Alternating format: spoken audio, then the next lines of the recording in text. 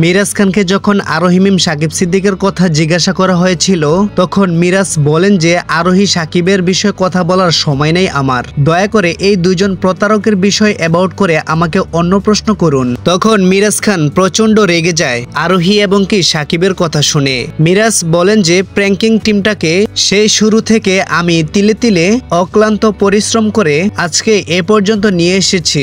আপনারা তো শুধু আমার অ্যাক্টিং এ দেখেন, কিন্তু ক্যামেরার বাহিরে যে টিমটা কিভাবে পরিচালনা করা হয় সেটা কিন্তু দর্শকরা দেখে না। ক্যামেরার সামনে যেটা প্রেজেন্ট করা হয় শুধুমাত্র তারা এটাই দেখতে পায়। আসলে একটা টিম ঠিক রাখতে হলে ক্যামেরার বাহিরে অনেক পরিশ্রম করতে হয়, সেই জিনিসগুলো দর্শকদের চোখে পড়ে না।